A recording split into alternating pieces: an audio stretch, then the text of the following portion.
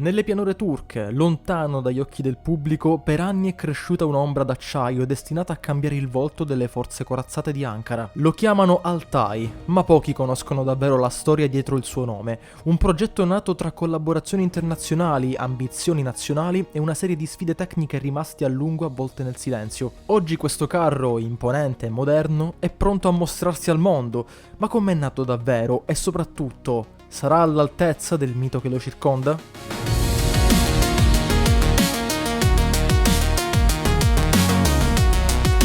L'Altai nasce in un momento storico in cui la Turchia sente più che mai il bisogno di affrancarsi dalla dipendenza estera nel settore della difesa. Dopo decenni trascorsi ad aggiornare o importare piattaforme straniere, dagli M48 Patton ai Leopard 2A4, ad Ankara appare chiaro che il futuro richiede qualcosa di diverso. Un carro moderno, competitivo, costruito in casa e capace di rappresentare la volontà del paese di diventare potenza autonoma e influente. La storia dell'Altai comincia dunque in un periodo in cui la Turchia sta ridefinendo il proprio ruolo strategico all'inizio degli anni 2000. All'epoca i turchi compresero che continuare ad affidarsi esclusivamente a carri stranieri, come appunto gli M48 aggiornati e più moderni, per il tempo Leopard 2A4, significava rimanere vulnerabili a limiti tecnologici, vincoli politici e forniture condizionate. Nasce così l'idea di un MBT nazionale, non un semplice aggiornamento, ma un progetto completamente nuovo che rappresenti un salto generazionale e un cambio di mentalità. Il punto di svolta arriva nel 2007, quando il sottosegretario per l'industria della difesa assegna a Otokar il compito di sviluppare il primo carro armato da battaglia interamente turco. Tra le aziende che aiutarono nella creazione ritroviamo la Aselsan, la quale sviluppò un sistema di controllo del tiro completamente digitale, sistemi di gestione del campo di battaglia, sensori, comunicazioni e corazze modulari avanzate, mentre la Roketsan, un'altra azienda locale, iniziò a lavorare su pacchetti di protezione di nuova generazione. È l'inizio ufficiale del programma Altai,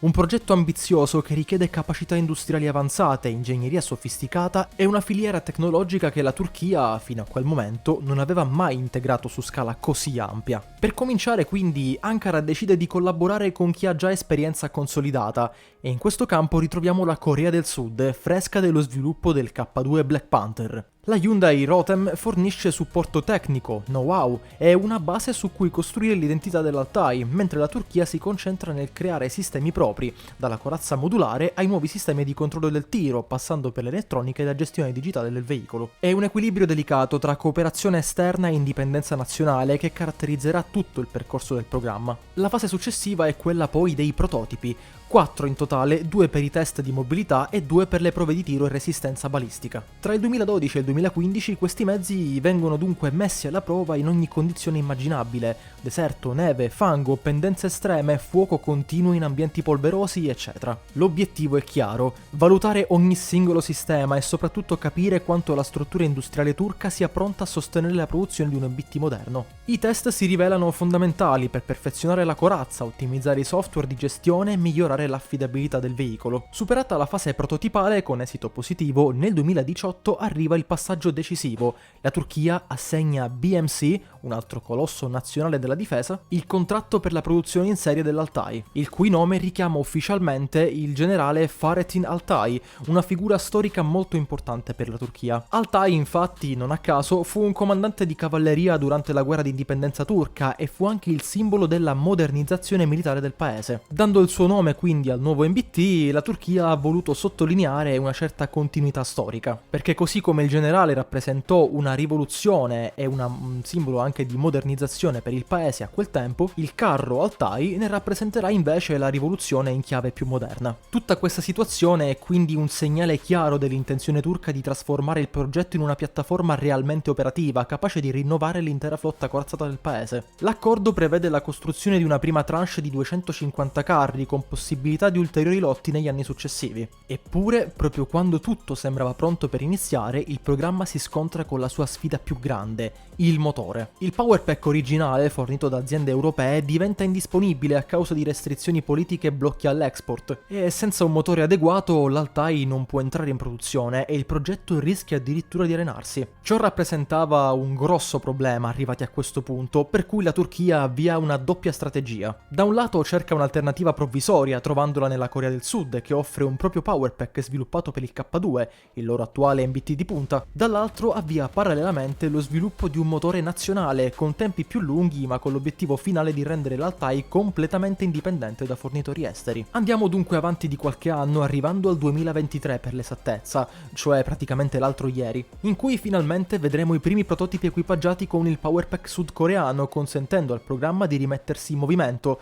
letteralmente. Dopo ulteriori test, necessari per integrare motore e trasmissione con i sistemi già sviluppati, la Turchia dichiarò ufficialmente l'inizio della produzione limitata. È una fase certo di transizione, ma rappresentò comunque il primo vero passo verso la produzione in serie. Produzione che ufficialmente partì nel 2024-2025 con le prime unità destinate alle forze terrestri turche. Il progetto Altai, iniziato oltre 15 anni prima, arriva finalmente quindi al traguardo, un carro armato nazionale sviluppato attraverso collaborazioni strategiche e superando ostacoli politici e tecnici, è costruito per accompagnare la Turchia nel futuro. Oggi questo moderno MBT non è solo un mezzo militare, ma il risultato di un percorso industriale complesso, fatto di ambizioni, ritardi, scelte coraggiose e capacità di adattamento. Ed è proprio questo lungo cammino, più che il carro in sé, a raccontare la vera storia dell'Altai, la storia di un paese che ha deciso di costruirsi da solo la propria strada nel mondo dei carri armati moderni.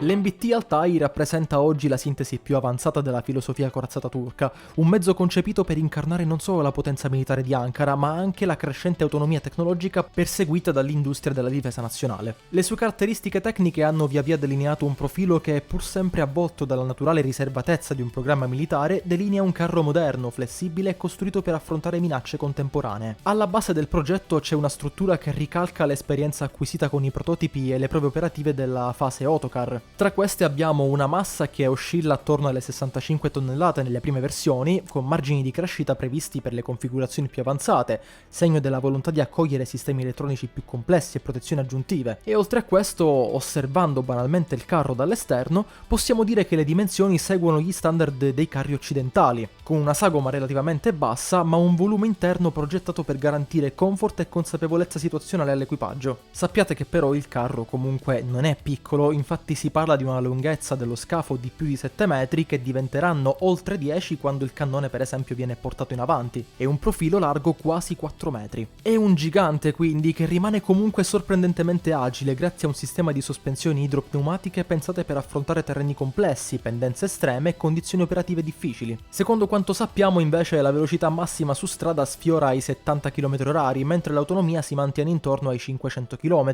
numeri questi che collocano l'Altai nella fascia alta degli MBT contemporanei. È vero, il problema del powerpack ha rappresentato un ostacolo importante, ma la Turchia ha reagito adottando inizialmente soluzioni straniere come i motori coreani da 1500 cavalli e lavorando in parallelo nello sviluppo di un motore nazionale, ovvero il Batu, destinato a completare la sovranità tecnologica del mezzo. Anche sul piano dell'armamento l'Altai non scherza. L'armamento principale del carro è infatti il cannone a canna liscia da 120 mm L55 stabilizzato su due assi, prodotto dall'industria turca MK-EK.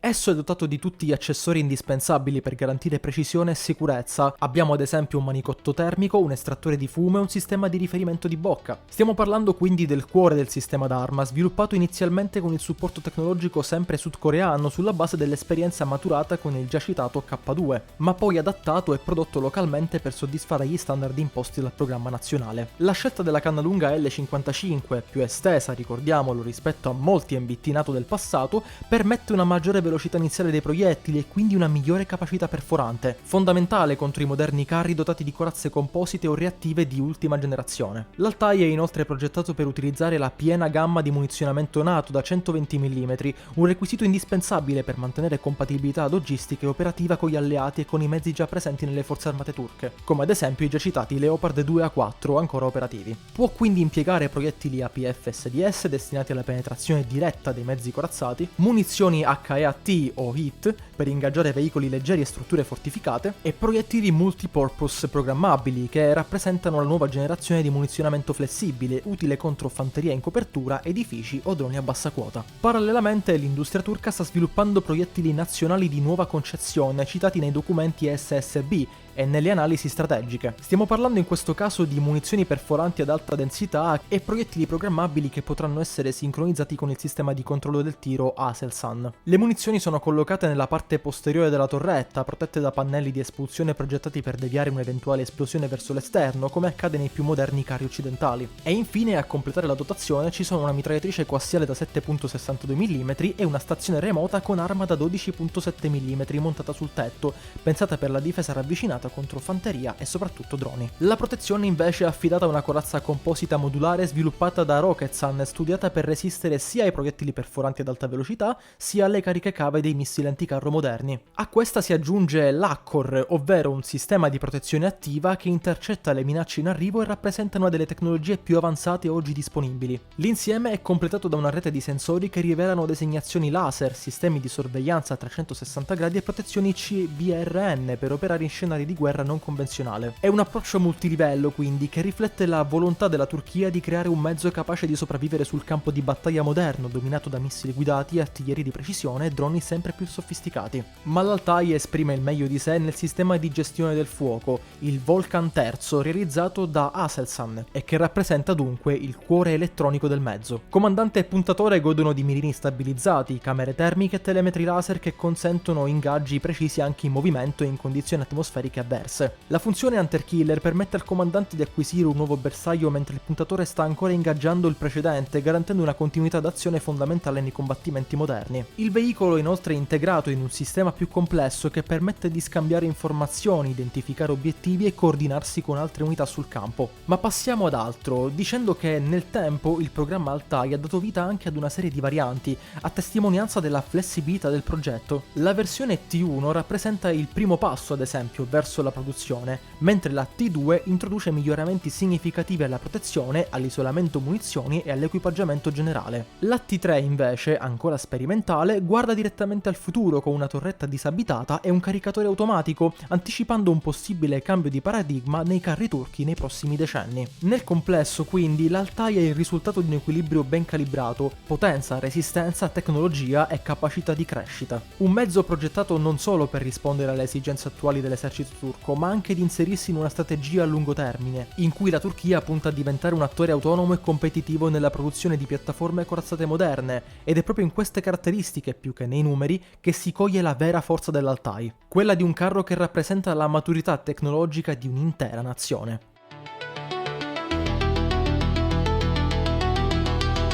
Essendo questo un mezzo tuttora in fase di consegna, capirete bene che con questo capitolo del video non vi andrò a parlare di come questo carro si sia comportato sul campo, per il semplice fatto che sul campo non c'è mai stato, o perlomeno non ha mai partecipato a nessun conflitto asimmetrico o convenzionale. Una delle cose che però c'è da dire è che l'entrata in servizio di questo mezzo ha segnato un momento di svolta per le forze corazzate turche, con la consegna dei primi carri di produzione in serie avvenuta a fine ottobre 2025, quindi praticamente l'altro ieri, prendendo come riferimento la pubblicazione di questo video. La Turchia quindi, grazie a tutta questa situazione, sta iniziando a dotarsi di una capacità corazzata sempre più moderna e autonoma su scala strategica. Addirittura durante la cerimonia di inaugurazione della nuova fabbrica BMC ad Ankara, il presidente Erdogan in persona ha sottolineato come questi mezzi siano progettati per resistere alle condizioni più difficili del campo di battaglia. Una frase, se permettete, abbastanza scontata da dire se si vuole pubblicizzare il proprio carro armato al mondo intero, anche se ho la sensazione che queste non saranno solo parole buttate lì e date in pasto alla propaganda. Operativamente l'Altai è destinato a sostituire progressivamente unità più datate come i Leopard 2A4 e gli M60, rinnovando la struttura corazzata dell'esercito turco nei prossimi anni. Questa transizione contribuirà a consolidare un parco mezzi con caratteristiche di combattimento allineate ai più moderni standard, ma con un vantaggio decisivo: la produzione nazionale e l'autosufficienza tecnologica. La dotazione iniziale di alcune decine di carri permette di creare una forza di punta moderna, mentre la fabbrica BMC prevede di produrre fino a 8 Altai al mese, il che darà un ritmo sostenuto al rinnovamento. L'Altai dunque, per concludere, resta un protagonista incompiuto per ora, presente sì nei documenti, nelle parate, nei comunicati ufficiali, ma ancora tutto da scoprire nel suo vero ambiente naturale, quello del campo di battaglia. Ed è proprio questa incertezza a renderlo in un certo senso ancora più interessante. Da un lato c'è un mezzo che sulla carta promette prestazioni al passo con i principali MBT contemporanei, dall'altro un paese che vuole dimostrare di poter camminare da solo, senza più dipendere dai fornitori stranieri per i propri mezzi pesanti. La vera domanda quindi non è tanto cosa sia oggi l'Altai, ma cosa diverrà. Sarà davvero in grado di rappresentare la punta di diamante delle forze terrestri turche? Rispetterà le aspettative che Ankara ha costruito attorno al programma? O magari si trasformerà nel tempo in qualcosa di diverso da ciò che immaginiamo ora? A queste domande potrà rispondere solo il futuro, e noi come sempre saremo qui ad osservare, analizzare e raccontare l'evoluzione di questo e di tanti altri mezzi che stanno definendo il conflitto moderno, perché la storia dei carri non è fatta solo di ciò che hanno fatto, ma anche di ciò che potranno diventare.